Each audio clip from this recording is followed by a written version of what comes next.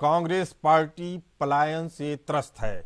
इस अंदरूनी कलेश को सोनिया गांधी, राहुल गांधी और अब मल्लिकार्जुन खड़गे तक रोकने में नाकाम दिख रहे हैं। सोनिया गांधी के साथी कैप्टन अमरिंदर सिंह, गुलाम नबी आजाद, रीता बहुगुणा से लेकर अशोक चौहान, लाल बहादुर शास्त्री के पोते विभाकर शास्त्री बीजेपी ज्वाइन कर चुके हैं। हाल में ही जेडीयू और कांग्रेस के नेतृत्व में कई विपक्षी पार्टियों ने इंडिया गठबंधन खड़ा किया, लेकिन चुनाव से पहले ही इंडिया गठबंधन टूट गया। ममता बनर्जी, अरविंद केजरीवाल कांग्रेस के साथ सीट शेयरिंग में नहीं है।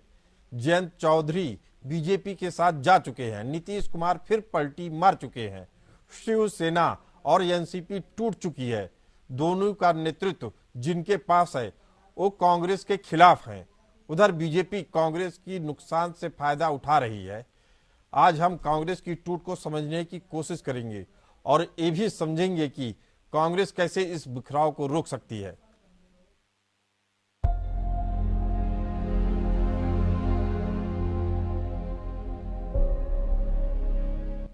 पूर्व प्रधानमंत्री लाल बहादुर शास्त्री के पोते विभाकर शास्त्री ने कांग्रेस पार्टी से इस्तीफा दे दिया है। विभाकर बीजेपी में शामिल हो गए हैं।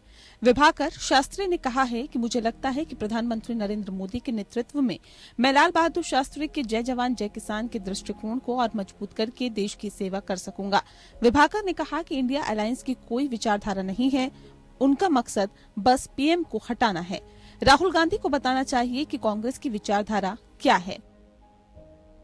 मंचासीन हमारे सभी साथीगण जो बैठे हैं मंच पे, उनका सबका आभार प्रकट करना चाहता हूं कि मेरे को एक अवसर इस पार्टी ने दिया। उस पार्टी ने जिसने लाल बहादुर शास्त्री जी का वो नारा, वो देश की तरफ वो जो विजन है, जय जवान जय किसान जय विज्ञान जय अनुसंधान को बढ़ाने का, उस विजन से जुड़ने के लिए मैं भारतीय जनता पार्टी में आया हूं। और मुझे लगता है कि आदरणीय प्रधानमंत्री जी के नेतृत्व में शास्त्री जी का जो विजन है, लाल बहादुर शास्त्री जी का जो विजन है जय जवान जय किसान, उसको मैं और मजबूती से देश की सेवा में आगे ले जा सकूंगा। कांग्रेस पार्टी में केवल एक ही परिवार की वंदना होती है, एक ही परिवार को महान बताया जाता है और एक ही परिवार दरअसल पार्टी बन चुका है। और इसीलिए जिस प्रकार से लाल बहादुर शास्त्री जी का भी शायद ठीक और उचित सम्मान नहीं किया गया, जैसे अंबेडकर जी को भी अब सैम पित्रोदा ने जिस प्रकार से नकारने का काम किया ताकि नेहरू जी के योगदान को ज्यादा बताया जा सके, तो मुझे लगता है इस भावना से कई सारे लोग आहत हुए हैं। और आज जो लाल बहादुर शास्त्री का परिवार है, उनको भी इतनी ठेस पहुंची है कि उन्होंने कांग्रेस पार्टी को गुड बाय बोल दिया है। वैसे तो कांग्रेस पार्टी और राहुल गांधी को हर रोज ही कोई बाय बाय और गुड बाय बोल रहा है। लोकसभा चुनाव से पहले कांग्रेस में इस्तीफों का दौर चल रहा है। सोमवार को ही महाराष्ट्र कांग्रेस के दिग्गज नेता अशोक चौहान ने कांग्रेस पार्टी से इस्तीफा देकर बीजेपी का दामन थाम लिया। इसी तरह असम कांग्रेस के विधायक कमलाख्या डे पुरकास्त ने प्रदेश कांग्रेस कमेटी के कार्यकारी अध्यक्ष से इस्तीफा दे दिया है।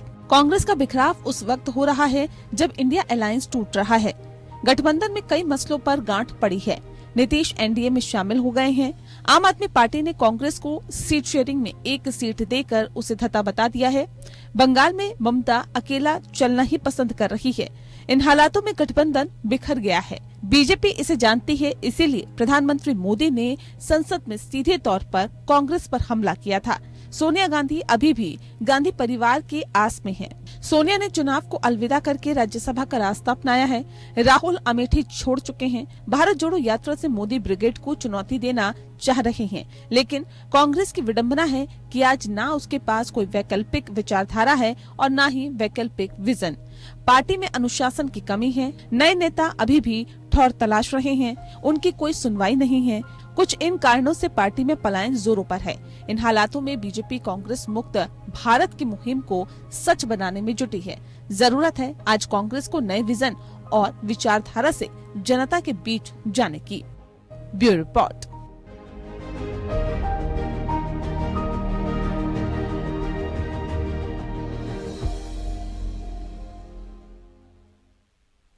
इंडिया गठबंधन में बिखराव क्यों हो रहा है, कांग्रेस में बिखराव के क्या कारण हैं, इस पर चर्चा करने के लिए हमारे साथ मौजूद हैं बीजेपी प्रवक्ता अश्विनी शाही, कांग्रेस प्रवक्ता प्रखर सिंह, राजनीतिक विश्लेषक राजलक्ष्मी जोशी और राजनीतिक विश्लेषक डॉक्टर नीरज जैन जी। पहला सवाल कांग्रेस प्रवक्ता प्रखर सिंह जी से, किसको दोषी मानते हैं इस बिखराव के लिए आप? पर्सनल फायदे के लिए कहीं जाना चाहता है तो वो जा रहा है।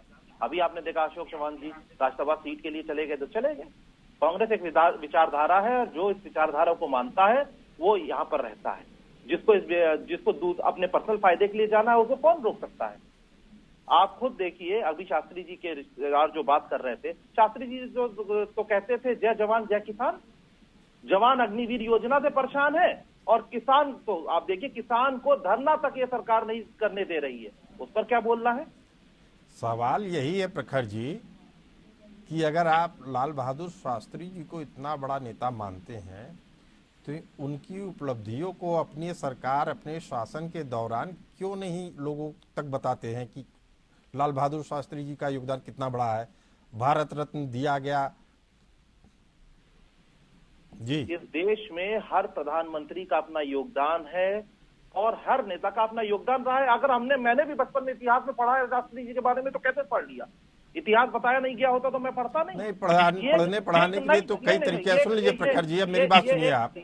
पढ़ने पढ़ाने के लिए कई तरीके हैं। जो पढ़ता है और जो देखता है, 20, 30, 40 साल के इतिहास को देख लिया जाए तो नरसिम्हा राव जी को के शव को कांग्रेस दफ्तर में नहीं आने दिया जा रहा था।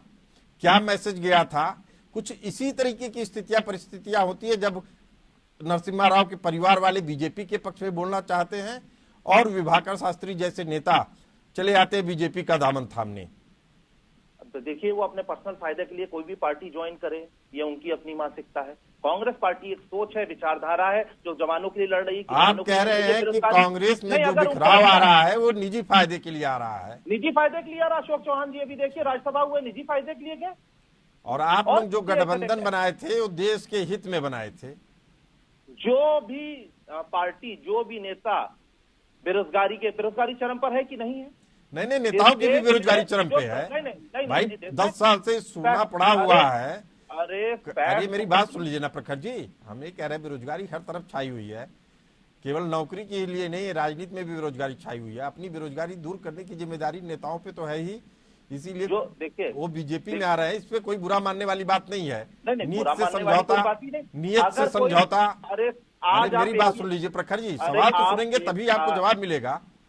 मैं पूछ रहा हूं कि सरकार की जो विचारधारा उससे तो आप अवगत करा देते हैं, कांग्रेस की क्या विचारधारा उससे अवगत करा दीजिए।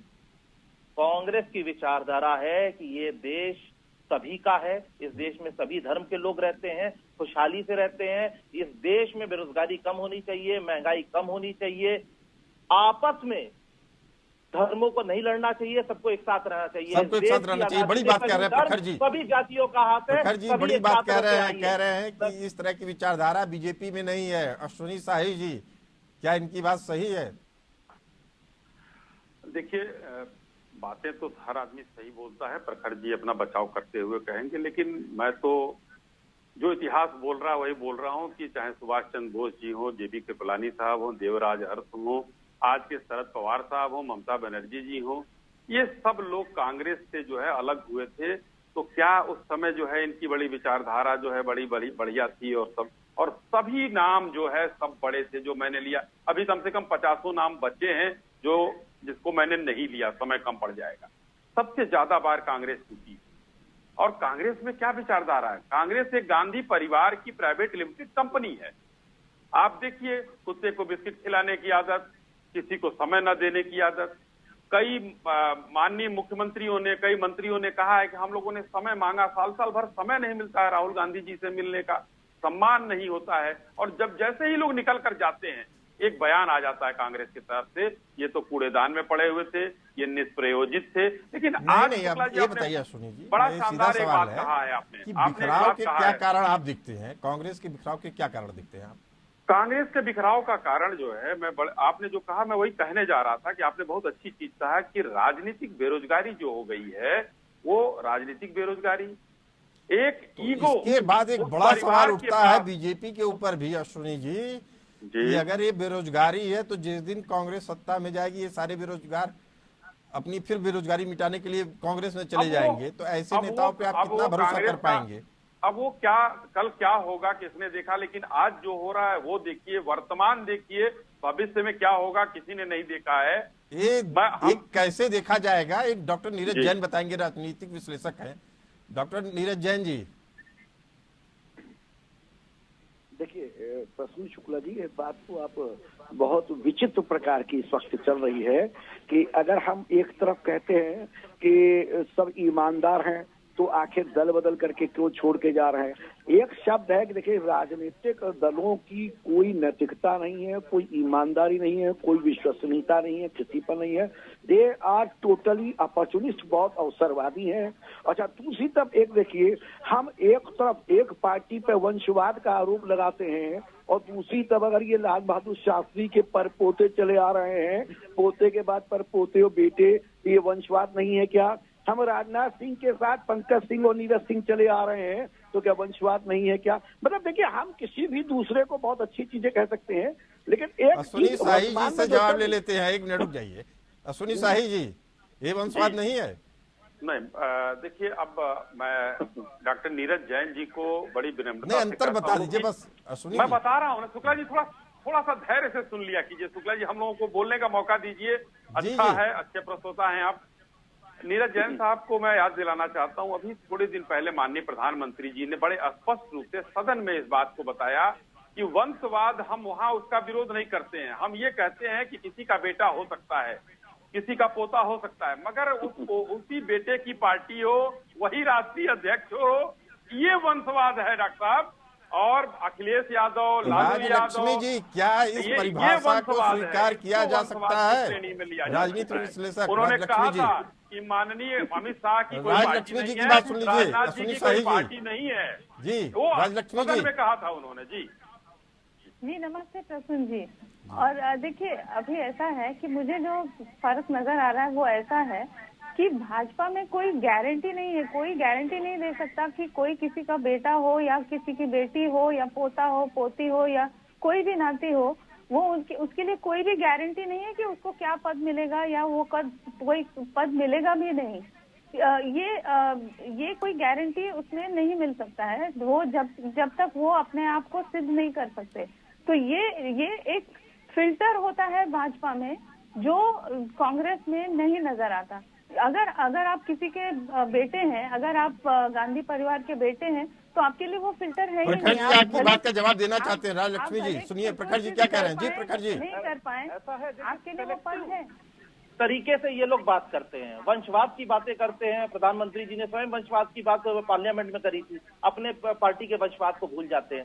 और जिन पार्टियों से इन्होंने गठबंधन कर रखा है वहां वंशवाद इनको नहीं नजर आता। आप बताइए, ओम प्रकाश राजभर में नहीं नजर आता, आपको संजय निषाद में नजर नहीं आता, आपको पासवान जी के उसमें नजर नहीं आता, आपको अजीत पवार में नजर नहीं आता, किसमें आपको वंशवाद नजर नहीं आता? दूसरी चीज, आप कहते हैं, आप बहुत बातें करते थे भ्रष्टाचारी की, जिन पर आप लोगों ने आरोप लगाया भ्रष्टाचार का, उसको पार्टी में ले करके, अपने गठबंधन में ले करके बड़े बड़े पदों पर नवाजा है। तो आप लोगों के बात से ये सब शब्द अच्छे नहीं लगते। डबल स्टैंडर्ड आप लोग के अंदर है। प्रखर जी, ऐसी कौन सी वॉशिंग मशीन इंडिया है जो आपके आ गठबंधन के जाता है? टूटने की कहानी पिछले अरे काफी दिनों से चल रही है। मेरी बात सुन लीजिए, आप सवाल सुनिए ना। अरे अगर आप जिस तरीके से लक्ष्मी जी को सुन रहे थे या जिस तरीके से बीजेपी प्रवक्ता को सुन रहे थे, उस तरीके से मेरी बात भी सुन लीजिए।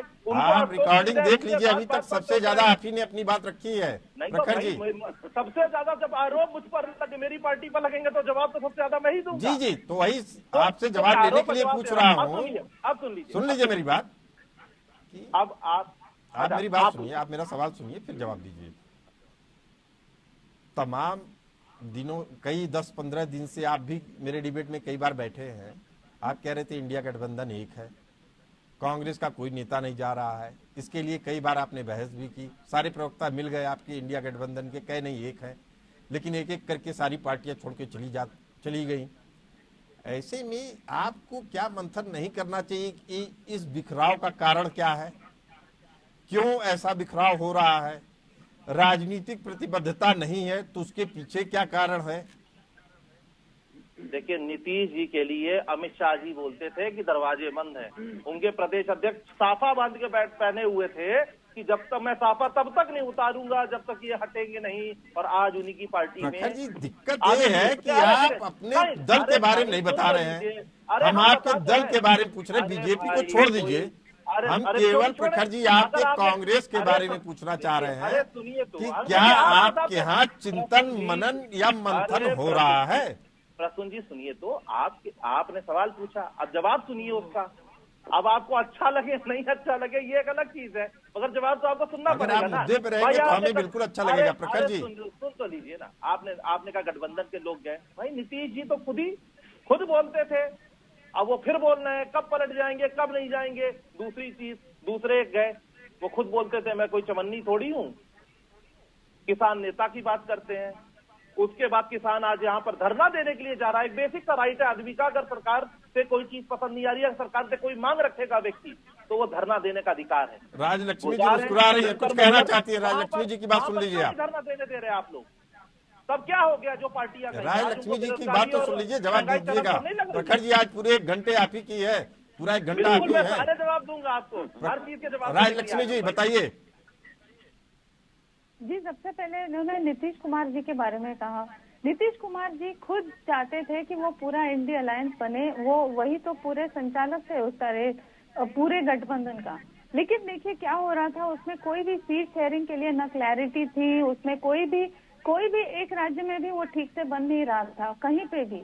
और ये वक्त जो निकलता जा रहा है, बीतता जा रहा है, तो देखिए इसमें जो है बाकी के जो पक्ष हैं उनको तो ये लग रहा होगा कि हम कम से कम हमारी तो सीटें बचा लें। हाँ, आप भी वही बात कह रही हैं जो डॉक्टर नीरज जैन कह रहे हैं। सत्ता के पीछे जो लोलुपता है वो सामने आ रही है सारे दलों की, लेकिन सवाल अभी भी बड़ा ये है कि इन सब बातों पे तो शुरू के दौर में ही चर्चा हुई होगी कि क्या पहले फिक्स नहीं हुआ था संयोजक कौन बनेगा या सारे दल कैसे लड़ेंगे? केवल नाम मात्र के लिए आ गए कि आ जाओ, उसके फिर भाग गए। प्रखर जी, भाई किसी को लग रहा है कि देश में बेरोजगारी चरम पर है, महंगाई चरम पर है, और एकदम से वो पद के लिए फिर चले जाते हैं और इनको अब बिल्कुल सब सही लगने लगता है। देश बिल्कुल ठीक है, देश में सारी चीजें ठीक है, किसान बिल्कुल खुश है, किसान की आय दुगनी हो गई है, सबको 2 करोड़ रोजगार मिल गए हैं। तो भाई उसके लिए कांग्रेस पार्टी तो जिम्मेदार नहीं है। कांग्रेस पार्टी जनता के मुद्दों की बात करती है, जनता के मुद्दों के लिए लड़ रही है, जनता के मुद्दों के लिए प्रखर जी आप बधाई के पात्र हैं कि आप जनता के मुद्दों पे लड़ रहे हैं। नॉर्थ ईस्ट से लड़ाई लड़ रहे हैं, महाराष्ट्र तक आएंगे वहां भी लड़ाई लड़ेंगे, लेकिन इस लड़ाई के क्या मायने हैं असल में, ये समझते हैं बीजेपी प्रवक्ता अश्विनी शाही जी से। अश्विनी जी। शुक्ला जी, देखिए, प्रखर भाई हो या कांग्रेस का कोई भी प्रवक्ता हो, यही कहता रहेगा कि यहाँ पे ईमानदारी थी, यहाँ भ्रष्टाचार नहीं है। अच्छी बात है, भारतीय जनता पार्टी अपना मेहनत कर रही है, हम जोड़ने का काम कर रहे हैं। चाहे हमारे साथ जो आ रहा है, केस किसी का बंद नहीं होगा, मैं आपसे स्पष्ट बता रहा हूं। जो बेईमान होगा, भ्रष्टाचारी होगा, उसके खिलाफ जांच जारी रहेगी और अंत तक उसको अब अदालत तय करे कि उसके ऊपर सजा क्या हो रही है, वो अदालत जाने, मगर हम लोग नहीं छोड़ने वाले। दूसरी बात, भारतीय जनता पार्टी इन्हीं सब चीजों से जोड़ते राजनीति जोड़ने का नाम है, इनकी तरह घृणा फैलाने का नाम नहीं है। मोहब्बत की दुकान वाले जहां से चले हैं, पनौती की तरह जो है टाटा बाय बाय हो गया, कहाँ? ममता बनर्जी के यहाँ। जेडीयू बिहार में आए तो बिहार में खत्म, यूपी में जयंत जी, उधर पंजाब और दिल्ली में वो हो गए, राजस्थान। उसके लिए ठीकरा आप कांग्रेस के सिर पे नहीं फोड़ सकते हैं। ममता दीदी अपने मुस्लिम वोट बैंक के चक्कर में भागी, ये सबको मालूम है। सबने बुरा भला कालम लिख के काला कर दिया, लेकिन मंशा नहीं बदली, उसके लिए कांग्रेस कैसे जिम्मेदार होगी? डॉक्टर नीरज जैन जी, इस तरह की राजनीतिक बेरोजगारी खत्म करने के लिए जो भगदड़ मची है, उसके लिए कांग्रेस कितनी जिम्मेदार है और कांग्रेस की नीतियां कितनी जिम्मेदार है? डॉक्टर नीरज जैन। केजरीवाल जी ने कांग्रेस को कहा, नीरज जैन की बात सुन लीजिए। जेडीयू ने कांग्रेस को कहा, हमने तो कांग्रेस को कहा। डॉक्टर नीरज जैन की बात सुन लीजिए। सीपीएम कह रही है वायनाड से आप चुनाव मत लड़िए, चले जाइए। नीरज जैन जी बताइए। अरे अपना अपना देखिए भाई, आप शाही जी जो बात करें वो सही है। उनका देखिए, उनका बहुत बेहतरीन अंदाज है। वो जितने खूबसूरत दिखते हैं उतने अंदर से भी हैं, मजबूर हैं, कुछ सच नहीं कह पाते। हम लोग की बायसनेस किसी राजनीतिक दल से नहीं है, लेकिन एक चीज हमारी समझ में नहीं आ रही है, कांग्रेस का बिखराव हो रहा है तो लोगों को क्या तकलीफ हो रही है। और आप सब जान रहे हैं कि सर, ये अहम ब्रह्मास्मि का जो है ना, मैं ब्रह्म हूँ, ये एक सर्वोपरि बैठ गया है। दूसरा, उसको मालूम है कि मैं क्लास का मॉनिटर नहीं बन पाऊंगा, और वो मंत्री सांसद कैसे बनेगा। मेरे ऊपर इतने इतने केस लगे पड़े हैं, ईडी आईटी आ जाए। अशोक चौहान जी का आपको नहीं, पूरे हिंदुस्तान को मालूम है, राज्यसभा सदस्य बन गए। अच्छा, कुछ इसी राह पे हर दल चल रहा है। अभी बहुत जल्दी होगी, शुक्ला जी कुछ भी कहना, जिस दिन चुनाव आचार संहिता लागू होगी, जब भी हो, पहले तो ये था कि 18 तक हो जाएगी, लेकिन अब लगता है कि राज्यसभा चुनाव के बाद ही होगी। लेकिन जब भी होगी उसके बाद देखिए आप कितनी तेजी से कितना कितना बदलाव होगा। मैं तो ये ताज्जुब कर रहा हूँ कि जैसे अभी जो बदलाव दिख रहा है, डॉक्टर नीरज जैन जी, आप कहते हैं कि कांग्रेस का बिखराव हो रहा है तो उससे किसी को चिंता नहीं होनी चाहिए। चिंता इसलिए होनी चाहिए, सुन लीजिए मेरी बात, कांग्रेस सुन लीजिए मेरी बात डॉक्टर नीरज जैन जी। आप चूंकि गंभीर आदमी हैं, गंभीर चर्चा करते हैं, आप कह रहे हैं कि कांग्रेस में के बिखराव पे किसी को चिंता नहीं होनी चाहिए। होनी चाहिए इसलिए होनी चाहिए, एक विचारधारा पे आधारित पार्टी रही है। आज बीजेपी का अगर कोई विकल्प देखता है राष्ट्रीय स्तर पे तो कांग्रेस ही नजर आती है। लेकिन आप कहेंगे कि ना आपका नेता कोई बच रहा है, ना कोई कार्यकर्ता बच रहा है। पहले कांग्रेस के बारे में कहा जाता था कि कार्यकर्ता भाग जाएंगे, नेता बचे रहेंगे। अब तो नेता भी भाग गए हैं, बचा क्या कांग्रेस के पास? और आप कह रहे चिंता मत करिए आप कांग्रेस की। कांग्रेस के पास क्या ना बचा है भाई? ये कांग्रेस तेलंगाना में सरकार है, कर्नाटका में सरकार है, क्या बातें कर रहे हैं? 4 राज्यों का अगर चुनाव हुआ तो वोट तो चेयर में उनसे ज्यादा है। शाही जी चाहेंगे कि बराबर लोग छोड़ छोड़ के हमारे पास आए, और ये कहना चाहते हैं कि आप मोहब्बत की दुकान ले करके लोगों को एक नहीं कर पा रहे। हम बिना मोहब्बत की दुकान ले करके तमाम आरोप झेल करके भी हमारे पास लोग जुड़ते चले आ रहे हैं। जाहिर सी बात है, पद लोलुपता, अवसरवादिता इस वक्त चरम पर है, और ये कलयुग का बहुत अच्छा चरण है। तो आप मान रहे हैं कि इसमें किसी को कुछ करने की जरूरत नहीं है? कांग्रेस अगर बिखर रही है तो बिखरने दिया जाए। देखिए, कांग्रेस वाले चिंता करें। अच्छा प्रखर जी, लेकिन देश प्रखर जी, देश चुनाव दस्तक दे चुका है।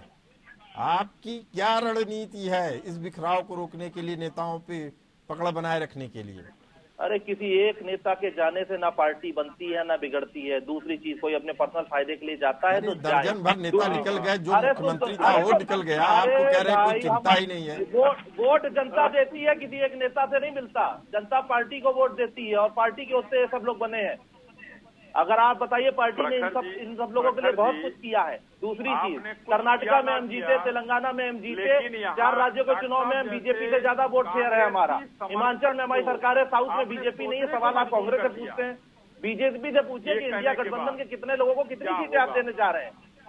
अभी तक कुछ बताया है बता दीजिए सुनील साहिल जी, आप ही जवाब दे दीजिए। देखिए, मैं ये कहना चाहता हूं, कुछ हो ना हो, प्रखर जी ने जो कहा उससे डॉक्टर साहब जैसे कांग्रेसी समर्थक जो चाहते हैं कांग्रेस का कम से कम पुनरुद्धार हो जाए, उन लोग चिंता में पड़ सकते हैं और पड़ गए कि क्या कांग्रेस के प्रवक्ता बोल रहे हैं। भाई आप किस तरीके से निकाल रहे हैं? एक व्यक्ति जो सिंगल सनातनी था आपके यहाँ, उनको सिर्फ इसलिए निकाल दिया आपने कि उन्होंने सनातन की बात कर दी, उनको निकाल के बाहर कर दिया। सिंगल सनातनी है आपको उनके उसे के जाने से कोई फायदा, कोई नुकसान नहीं है। आप ममता बनर्जी जी छोड़ के चली गई, कोई नुकसान नहीं है। जितिन प्रसाद जी चले गए, कोई नुकसान नहीं है। आरपीएन सिंह चले गए, कोई नुकसान नहीं है। देवड़ा जी चले गए, कोई नुकसान नहीं है। आपके सिंधिया जी चले गए, कोई नुकसान नहीं है। भाई कहाँ कांग्रेस का नुकसान हो रहा है? आपकी नजरों में कांग्रेस तो पल्लवी प्रदूषित हो रही है, काम करने के लिए नीचे से सारे करिए, असम निकलते चले जा रहे हैं। सुनिए, मेरी बात सुनिए आप लोग। प्रखर जी आप मेरी बात सुनिए। राजलक्ष्मी जी, आपको क्या लग रहा है कि कहीं ऐसा तो नहीं कि कांग्रेस का जो आला कमान है वो सोच रहा है कि जीरो से शुरू किया जाए, फिर से नई तरीके की रणनीति बनाकर नए नेताओं के साथ, युवा नेताओं के साथ नई पारी की शुरुआत की जाए, या उसमें विचार ही नहीं हो रहा है अभी इस चीज को लेकर? कांग्रेस पार्टी अगर ऐसा होता तो सरकार फिर वाकई में अच्छा होता, क्योंकि अगर सचमुच में अगर वो स्टार्ट फ्रॉम स्क्रैच करते तो फिर अच्छा ही होता। लेकिन वो ऐसा नहीं कर रहे हैं। देखिए अभी एक वीडियो मैंने देखा जिसमें राहुल गांधी जी वो भारत जोड़ो न्याय यात्रा के दौरान कुछ चीजें समझा रहे हैं, कुछ मैकेनिकल, और पीछे सचिन पायलट जी और टी.एस. सिंहदेव जी जो दो बड़े बड़े दिग्गज नेता हैं, वो सोच रहे हैं कि हम यहाँ क्या विषय पे बात कर रहे हैं, क्या हो रहा है। ये मतलब न पॉलिटिकल कोई कैंपेनिंग हो रही है, न कोई भी विजन की बात हो रही है, कोई मतलब वो ढंग की कोई बात ही नहीं हो रही है। तो ये जो है बड़े बड़े दिग्गज नेता जो हैं कांग्रेस में अभी भी जो बचे हुए हैं, ये बात मैं इसलिए राजलक्ष्मी जी कर रहा हूँ कि आप देखेंगे कि सोनिया गांधी जी जयपुर से राज्यसभा सांसद के लिए नामांकन कर चुकी हैं। रायबरेली के लिए लोकसभा में प्रियंका जी आएंगी और राजस्थान से सोनिया गांधी जी जा रही हैं राज्यसभा के लिए। तो लग रहा है क्या कि प्रियंका जी को रायबरेली से सामने लाकर कांग्रेस बीजेपी के लिए कोई बड़ा गठबंधन खड़ा कर सकती है या बड़ा ऐसा नेता खड़ा कर सकती है जिससे बीजेपी को मुश्किलें बढ़े? जी देखिए, रायबरेली में जो मैंने देखा अभी पिछले विधानसभा जो इलेक्शन हुए थे उसमें आप देखिए कि वहाँ पे पांच कॉन्स्टिट्यूंसी हैं विधानसभा के। वहाँ पर क्या हुआ है कि 4 उसमें से गए हैं समाजवादी पार्टी को, 1 गया है भाजपा को, और भाजपा की जो उम्मीदवार थी वो अदिति सिंह, वो कांग्रेस से ही निकली हुई है। तो आप देखिए कि वो जो गढ़ है उनका, जो 25 सालों से, और केवल 25 साल नहीं, पिछले कई सालों से वो कांग्रेस का गढ़ जो रहा है वो बचा नहीं पा रहे हैं। तो यही कारण है कि आज सोनिया गांधी जी राज्यसभा के ओर देख रही हैं, और वो ये जो है की ओर देख रही हैं, और ये भी देख रही हैं कि आगे की रणनीति कैसे बनेगी। क्या एकला चलो के कहना चाह रहा था। देखिए, आप कहते हैं कांग्रेस की विचारधारा, तो कांग्रेस की विचारधारा है बिल्कुल क्लियर है कि ये देश सभी का है, इस देश में सभी धर्म के लोग रहते हैं और खुशहाली से रहते आए और आगे खुशहाली से रहते रहेंगे। अगर कोई भी पार्टी या कोई भी व्यक्ति सोचता है कि ये इस देश की जो ये फैब्रिक इसको तोड़ने की कोशिश करेगी, तो कांग्रेस पार्टी उसके खिलाफ खड़ी होगी। इस देश में हमारे आके आप डेटा उठा लीजिए जो हमारी सरकार की, तो क्या दरें थी बेरोजगारी की। आज के टाइम पर क्या है, आज के टाइम पर 80 करोड़ से ज्यादा लोग इस देश में 2 वक्त तक खाना नहीं ले पा रहे हैं, उनको सरकार खाना दे रही है। आप कहते हैं इस देश में कर्जा इतना है, 2 लाख करोड़ के ऊपर, 2.5 लाख करोड़ के ऊपर कर्जा है, और जो बच्चा जब पैदा हो रहा है, आप अपना वीडियो ऑन कर लीजिए प्रखर जी, वो पॉज हो गया है, आपको फिर से करना जी पड़ेगा। जी, फिर से कॉल करवाना पड़ेगा। डॉक्टर नीरज जैन जी, कांग्रेस में क्या इस भगदड़ को लेकर चिंतन मनन होगा या नहीं होगा, आपका क्या आकलन है? देखिए, कांग्रेस के लोग जाने और कांग्रेस को इसको करना चाहिए, हर दल को जिसमें भी इस तरह से इतनी तेजी से पलायन हो रही है। तो रैपिड लीविंग है ना, बहुत त्वरित छोड़ रहे हैं और बहुत तेजी से छोड़ रहे हैं। इस पे इन लोगों को खुद मनन करना चाहिए। हर राजनीतिक दल का अपना पूरा अधिकार है। आपको एक किस्सा सुनाता हूँ नीरज जैन, डॉक्टर नीरज जैन जी, किस्सा आप सभी लोगों को सुनने में मजा आएगा। मुझे याद है कि यूपीए की जब पहली सरकार आई, उससे पहले बीजेपी से चुनाव हार गई थी एनडीए से, तो बार बार कहा जा रहा था आप लोग चिंतन मनन करिए। मेरे एक करीबी नेता थे महावीर प्रसाद जी, जो कैबिनेट मिनिस्टर भी रहे कांग्रेस गवर्नमेंट में। उनसे जब पूछा गया एक मीटिंग के दौरान कि कांग्रेस के हारने के पीछे क्या कारण थे, तो उन्होंने कहा कि ये जो मतदान के लिए नई मशीन लगाई गई है, उस पे बटन दबाइए, एक तो जाता है 2 बीजेपी को, कांग्रेस को जाता है 0.5%, इसीलिए हम चुनाव हार गए। तो काफी लोग हंस दिए। बाद में जब वो कार में बैठने लगे तो हम लोगों ने पूछा कि महाराज आप ऐसी बातें क्यों करते हैं? सब हंस रहे थे, देखे तो कहे तुम्हें नहीं मालूम है कि कौन है, क्यों हारा है? कोई नाम ले पाएगा मैडम का कि उनके कारण हारा है? तो हम लोग चुप हो गए। उसके बाद समझ गए कि राजनीतिक व्यक्ति हैं। स्थिति ये इस वाकया मैं आपको इसलिए सुना रहा हूं कि अगर शीर्ष नेतृत्व पे ही सवाल खड़ा होना चाहे तो क्या ये चिंतन मनन होता है या नहीं होना चाहिए, या नहीं होना चाहिए? देखिए, चिंतन मनन तो हर आदमी को, हारने के छोड़िए, जब एग्जाम में बच्चा फेल हो जाता है उसको चिंता करनी चाहिए। आखिर सोच रही है ऐसा क्या रहा कि हमारा रिजल्ट खराब हुआ, सिविल सर्विसेज में लोग हारते हैं, मीन्स इंटरव्यू में नहीं हो पाते, वो भी चिंतन करते हैं। चिंतन मनन नेचुरल चिंतन मनन प्रोसेस होने है। से एक फायदा ये भी होता है कि आप नए सिरे से तैयार होते हैं। केवल मीडिया वही में है। दोष दे हाँ। देना या आप अपनी बातों को छुपा के रखेंगे, ये राजनीतिक दल है, देश का दल है, जी जी। और आप इस चिंतन तरीके मनन से सर केवल रिफ्रेश मीडिया पे बटन है। आरोप लगा देंगे कि मीडिया केवल कांग्रेस की बात क्यों कर रही है। अरे भाई, बीजेपी सत्ता में, सत्ता का सुख ले रही है, उसके साथ जो लोग जा रहे हैं वो भी सत्ता के सुख में ही जा रहे हैं। ये तो क्लियर है ना कि सत्ता के लिए जा रहे हैं। राजलक्ष्मी जी, कितने भरोसेमंद हैं ये जो भगदड़ वाले पहुंचे हैं बीजेपी में? जी अभी तो वैसा कुछ हम लोग कह नहीं सकते। कोई भी आपको तो पता है कि पॉलिटिक्स में कहते हैं कि नेवर से नेवर, तो वो आपको आप ये नहीं कह सकते कि कौन कब किस वक्त क्या करेगा। तो ये अभी जो है ये फैक्चुअल बात ये है कि भाजपा इतनी स्ट्रांग है कि हर किसी को भाजपा के साथ रहना है, तो इसीलिए और उसके ऊपर से ये है कि जो कांग्रेस है वो अपना घर नहीं बचा पा रही है, वो किसी भी राजनीतिक पार्टी के साथ अलायंस में कांग्रेसी नेताओं को शायद मैं नजदीकी से देखा हूं। आप ये मान के चलिए, जिस दिन सत्ता गया बीजेपी के हाथ से, सत्ता जाएगी बीजेपी के हाथ से, वैसे ये सारे नेता वापस कांग्रेस कुनबे में पहुंच जाएंगे। तो ये अश्विनी शाही जी से मेरा सवाल है, तो आपको ज्यादा बुरा लगना नहीं चाहिए, ये मान के बैठ लीजिएगा आप लोग। देखिए, हर राजनीतिक दल में 10 से 20% लोग ऐसे होते हैं जो हर चुनाव के पहले कभी इधर जाएंगे, कभी उधर जाएंगे, वो देखने को मिलता है। कुछ ऐसी बात नहीं, अब इस समय प्रैक्टिकल चीज हो गया है।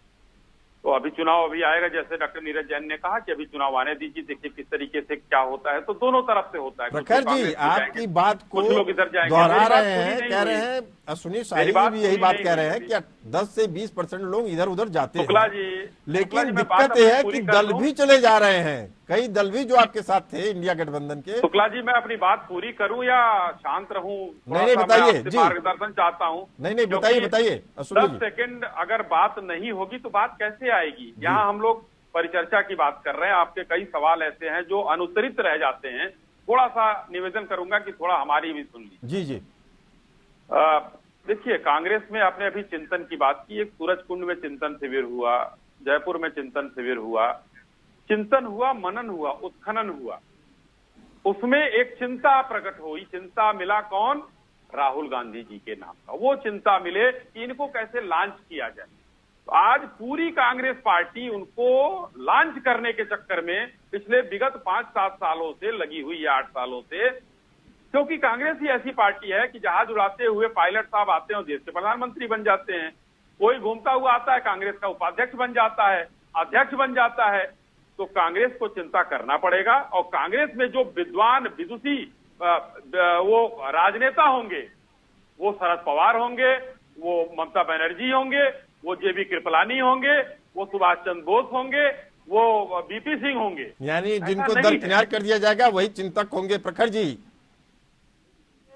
ये अपनी पार्टी में ये इनका डबल स्टैंडर्ड देखिए। जिस नेता पर आरोप लगाते थे कि वो भ्रष्टाचारी है, उसको इन्होंने अपनी पार्टी में लेकर पद दिया है। तो डबल स्टैंडर्ड की बातें ना दे और ज्ञान ना दे कि कहां से कैसे। अरे आप सरकार में है, सरकार में काम करने के लिए है। इस देश में बच्चा पैदा हो रहा है, उसके ऊपर पैदा हुए बच्चे पर 1,13,000 का 13,000 रुपए का कर्जा है, 2.5 लाख करोड़ रुपए पर कर्जा पहुंच चुका है इस देश पर। मैं बीच में नहीं बोला था अश्विनी जी, मुद्दे पे रहिए प्रखर जी, मुद्दे पे रहिए। मैं आपसे एक सवाल पूछ रहा हूँ।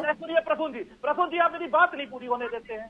आप बिना टोके मुझे 2 मिनट दीजिए। दूसरी चीज, आप टोक देंगे, दूसरे प्रवक्ता को नहीं टोकते हैं, बड़े आराम से सुनते हैं। सवाल पूछा है ना। दूसरी चीज, 2.5 लाख करोड़ का कर्जा है इस देश में, किसान परेशान है। 1 लाख के ऊपर का जो उसका बजट था वो सरेंडर कर दिया एग्रीकल्चर मिनिस्ट्री ने। ऐसे सरकार चलेगी? और हम सवाल पूछते हैं तो हम गलत हो गए। अपोजिशन का काम क्या है? अगर आप अश्विनी जी अपनी बारी में बोलिएगा, बीच में मत बोलिए। अरे अश्विनी जी, मैं आपको बोल रहा हूँ, ध्यान रखिए। मैं आपकी बारी में नहीं बोल रहा हूँ। 4 में कर्जा था, सुनिए, 55 लाख उसके बाद आते हैं। इस देश में 44% युवा 25 साल से कम का बेरोजगार है। उस पर ये क्या बोलेंगे? अश्विनी जी, मैं आपको टोकता रहूंगा, आपके बीच में बोलता रहूंगा। राजलक्ष्मी जी, बताइए कि जो स्थितियां परिस्थितियां हैं, हम तो कांग्रेस के नेताओं को बहुत विद्वान मानते हैं कि इतने तमाम झंझावटों के बावजूद उनको देश की चिंता है, किसानों की चिंता है, बड़ी बात है, इसको मजाक में मत लिया जाए। आज भी किसान जो कांग्रेस का नेता है वो बीजेपी कांग्रेस में बिखराव आ रहा है, लेकिन चिंता कर रहा है देश की, बड़ी बात है। लेकिन इस तरह के चिंतन से क्या देश को भी कोई फायदा होगा? राय लक्ष्मी जी जी देखिए, उनको अब वो जो भी कर रहे हैं देश की भलाई के लिए, उनको समझ में आ गया कि उन्होंने उनके राज के टाइम पे उन्होंने जो गलतियां की थी वो आज सुधारने की कोशिश कर रहे हैं। जैसे उनको अभी आज जो एमएसपी की बात निकली है, तो उन्होंने जो 2006 में जो उसको मना कर दिया था, तो उसको आज वो सुधारने की कोशिश कर रहे हैं। वो देख रहे हैं कि वो स्वामीनाथन जी के जो रिकमेंडेशंस थे, जिनको उन्होंने मना कर दिया था 2006 में, वो वही आज वो जान रहे हैं कि वो किसानों की भलाई के लिए था। तो वो 2006 में उनको पता नहीं था, जो आज उनको पता चल गया है। 2006 में उनको ऐसा लगा था कि उसके वजह से मार्केट में पूरा उलट सुलट हो जाएगा सब, और ये ऐसे आज आप जोड़ नहीं सकते इसको। तो आज लेकिन उनको ये समझ में आ गया है कि उसकी वजह से ही पूरी भलाई हो जाएगी। तो ये जो है ना, ये समझ में उनको बहुत देरी से आ गई है।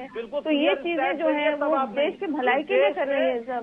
वही ऐसी ही चीजें वो सीए के लिए भी कर रहे थे। जब वो राज में थे तो वो कर नहीं पाए, तो फिर वो जो उनसे हुआ नहीं, तो वो जो उस वक्त जो उन्होंने रिकमेंडेशन किया था, उनको समझ में आ गया कि वो गलत था।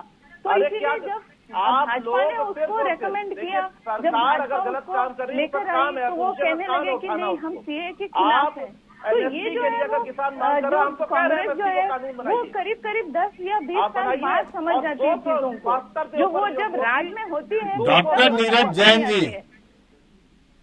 एकमात्र मेरा विषय है कि बिखराव को रोकने के लिए चिंतन मनन तो उधर नहीं लग रहा हो रहा है, लेकिन आपकी अनुभवी सलाह क्या होनी चाहिए या क्या है जिसके कारण से इस बिखराव को रोका जा सके?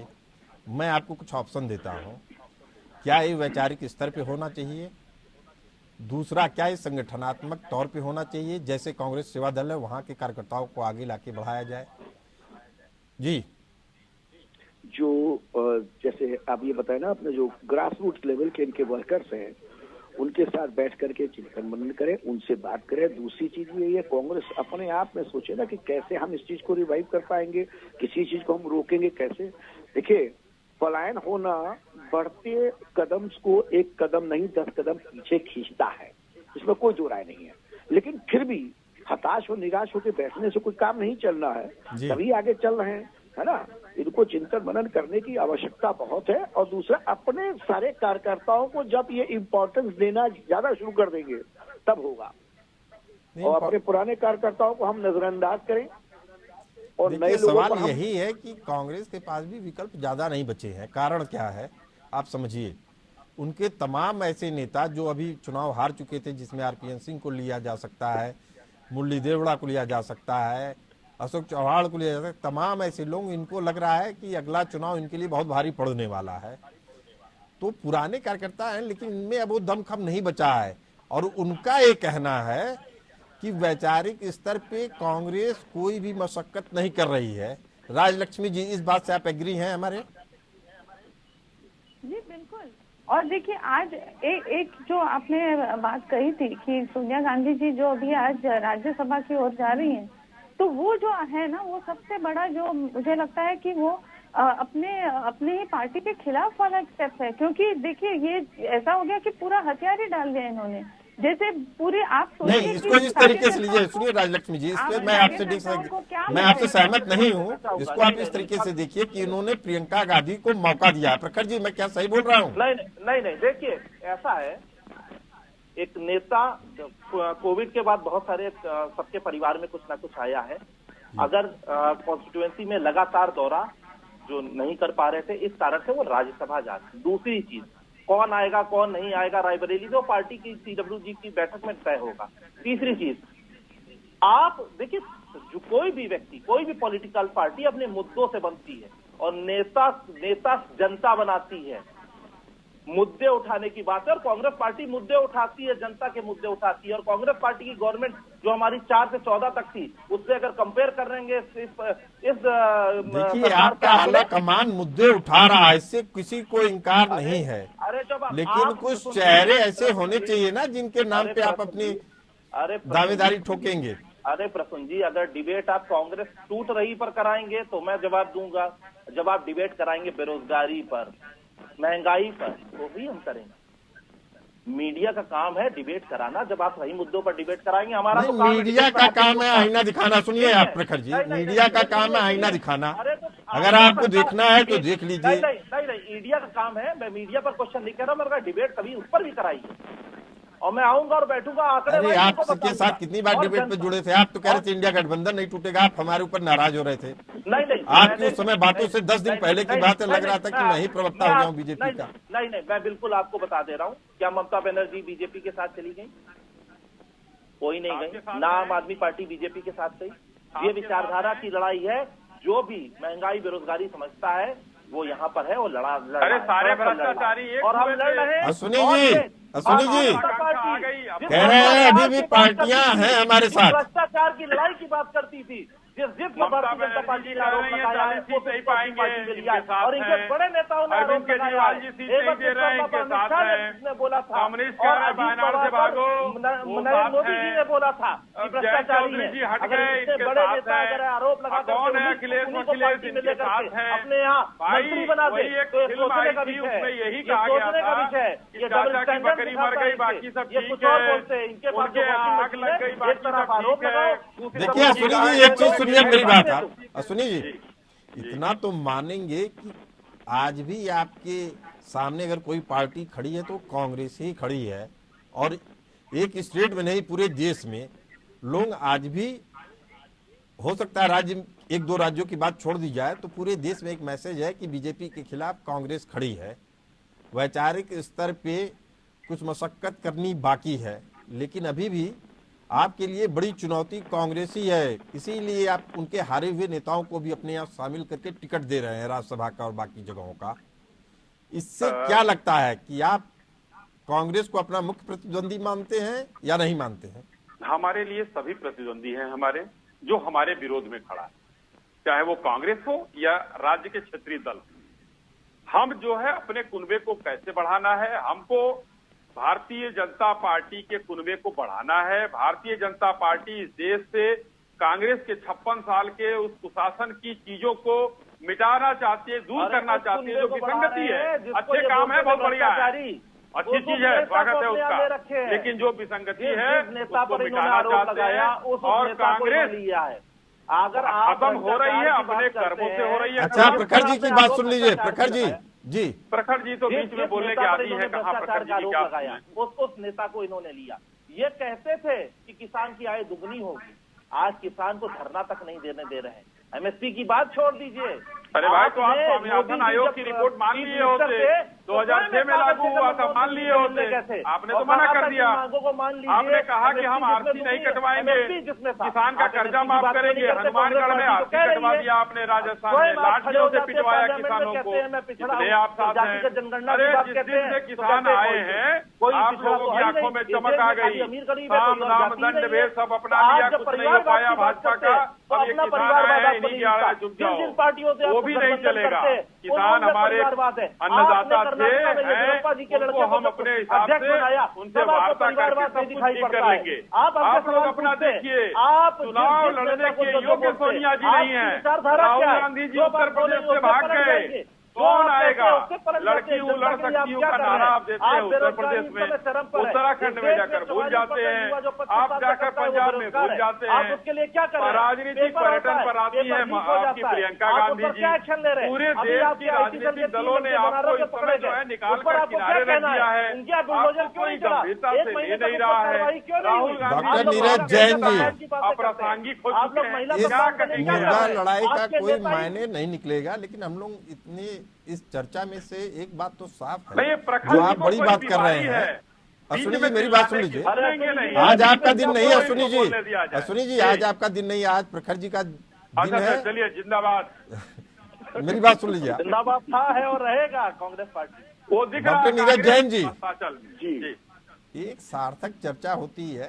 पहले के भी प्रवक्ता थे लोग, वो सुनते थे और अपने बड़े नेताओं से उस पर बहस करते थे, बताते थे, समझाते थे कि फलाना संपादक ने हमको ये कहा वो कहा। इस तरह की चर्चाएं कांग्रेस में कम हो गई हैं, अब बंद हो गई हैं। अब लोगों को लगता है अगर हम बता देंगे तो कहीं ऐसा ना हो कि लोगों को लगे कि हम ही ना समझ है। ये ना समझी का दौर ऐसा है कि ऊपर तक जाता है। ऐसी स्थिति में कार्यकर्ता कैसे अपनी बात रखे? ये बात तो आप सही कह रहे हैं। लोगों को बातें सुननी चाहिए आम कार्यकर्ता की, लेकिन आम कार्यकर्ता की बातें किस दल में कहाँ तक पहुंच पाती, उसका काम सिर्फ यूज होना है। इस नंगे सच को आप जान लीजिए, आम कार्यकर्ता सिर्फ एक कठपुतली बन करके संगठन के इशारों पर चल के कार्य करता है, उसका कहीं कोई वजूद नहीं है। डॉक्टर नीरज जैन जी, एक घटना आपसे शेयर कर रहा हूं मैं। जी जी। जब आडवाणी जी को हटाया जा रहा था अध्यक्ष पद से और मोदी जी को प्रधानमंत्री पद का चेहरा बनाया जा रहा था, उस समय यह मंथन और विमर्श संघ की शाखाओं में शुरू हुआ और कहा जाता था, जब चर्चा हो जाती थी तो एक निष्कर्ष निकल के वहां से चला जाता था। आडवाणी जी की बीजेपी पे पकड़ ऐसी थी कि कोई भी उसको छुड़ा नहीं सकता था, लेकिन यह लोगों को लग गया था कि आडवाणी जी के नेतृत्व में चीजें शायद उस तरीके से उभर के नहीं आएंगी जो मोदी जी के नेतृत्व में आएंगी। तो सहज तरीके से पार्टी कार्यकर्ताओं को, नेताओं को, सबको एक तरीके से मनाया गया और अंदर ही अंदर खाने में ये सारी चीजें हुई, रणनीति बनी। उसके पीछे केवल आप समझ लीजिए पार्टी का अनुशासन था। जो कार्यकर्ता अपने राजनीतिक दल के लिए या अपनी विचारधारा के लिए प्रतिबद्ध नहीं होंगे, वो हमेशा अपने आप को छला हुआ महसूस करेंगे। राजनीति तो है ही, 500 450 लोकसभा टिकट है, उसमें कितने लोगों को आप दे देंगे? करोड़ों का देश है। तो इसका मतलब है इसको त्याग और बलिदान के तौर पे देखना चाहिए कार्यकर्ताओं के। अब ये त्याग और बलिदान की भावना कांग्रेस में भी थी। सेवा दल में लोगों का चप्पल उठाते थे, जूता उठाते थे, सेवा करते थे।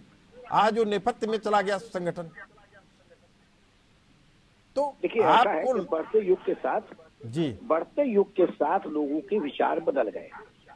पहले ये होता कि लोग नैतिकता के जो सेवा भाव के लिए राजनीति करते थे, अब नैतिकता और सेवा भाव एक छलावा बेईमानी रह गया। आज सिर्फ हमने आपसे बताया अपॉर्चुनिटी गेन करना ही एक उद्देश्य रह गया। छोटा सा एग्जांपल बता दे रहे हैं, ये जितने लोग हारे हुए हैं वही राज्यसभा सदस्य क्यों बन रहे हैं? उनको क्यों बनाया जा रहा है? एक दूसरी पार्टी को ये दिखाने के लिए तुम्हारा कुछ नहीं है, वजूद मेरा है। मतलब इस वक्त सत्ता है, सत्ता के चारों ओर ही सब कुछ नाचता है, ठीक है। और इस वक्त जो स्थितियां हैं वो उस पर कांग्रेस के लोग गहराई से सोचना तो पड़ेगा। आखिर क्या बेसिक रीजन है? राजलक्ष्मी जी 30 सेकंड में बताइए कि क्या बीजेपी यही मैसेज देना चाह रही है कि कांग्रेस के पास कुछ नहीं है, सत्ता के चारों ओर घूमना है तो आप हमारे पास आ जाइए?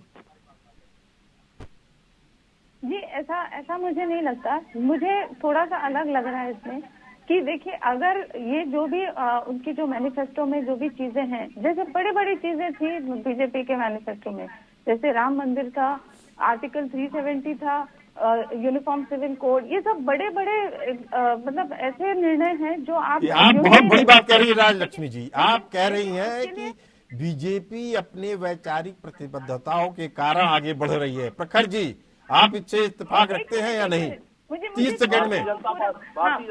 मुझे थोड़ा वो कंप्लीट करने दीजिए, मुझे कंप्लीट करने दीजिए। 1 मिनट आपके अकाउंट में आएंगे। प्रखर जी मुझे थोड़ा कंप्लीट करने दीजिए। प्रखर जी 1 मिनट जरा, 1 मिनट जरा। अच्छा प्रखर जी, राजलक्ष्मी जी आप ही के मतलब की चीज बता रहे हैं। हाँ राजलक्ष्मी जी बताइए। जुड़े हुए हैं। देखिए, अगर कोई भी चीज, अगर किसी भी, जैसे कांग्रेस के भी मन में अगर कुछ भी है कि हमें जनता के लिए ये करना है, वो करना है, वो सब करने के लिए आपको सत्ता में तो होना पड़ेगा। अगर सत्ता में होंगे तो सत्ता में होना पड़ेगा, उसके लिए मेहनत करनी होगी, उसके लिए अपनी वैचारिक प्रतिबद्धताओं को लोगों के मन में बैठाना पड़ेगा। इतना बोलने लगे हैं, 60 वर्षों तक हम रहे तो अब तो हमने सवाल नहीं पूछा कि तुम सत्ता में नहीं हो, इसलिए सवाल हमसे क्यों पूछ रहे हो? अपोजिशन का काम है सवाल पूछना। और हम तो कह रहे हैं, जो इन्होंने कहा है कि 2 करोड़ नौकरियां देंगे, क्या कर दिया? आज बहुत अच्छा सवाल है आपका। आपको सवाल पूछना चाहिए। विपक्ष है, मजबूत विपक्ष रहेगा तो देश में लोकतंत्र बचा रहेगा, लोकतंत्र की आवाज उठती रहेगी। इसी तरीके से आवाज उठाते रहिए। सुनील शाही जी, लास्ट में 30 सेकंड में आपका जवाब। देखिए, भारतीय जनता पार्टी देश के लिए, पार्टी के लिए, कार्यकर्ताओं के लिए प्रतिबद्ध है। जो कहा है वो किया है और जो कह रहे हैं वो करेंगे। जनता इसलिए हमारे साथ है और कांग्रेस ने जो कहा है वो किया नहीं और जो कहेंगे वो कभी जनता आप करते पे नहीं। भरोसा कर रही है, इसीलिए चुनाव में आपको एक के बाद एक जीत मिल रही है। इससे कोई इनकार नहीं कर सकता है। लेकिन एक बड़ा सवाल है कि मजबूत विपक्ष भी देश को, लोकतंत्र को आगे बढ़ाने में महत्वपूर्ण भूमिका निभाता है। इस चर्चा में फिलहाल इतना ही। हमें दीजिए इजाजत। आप लोग चलते रहिए एपीएन न्यूज के साथ।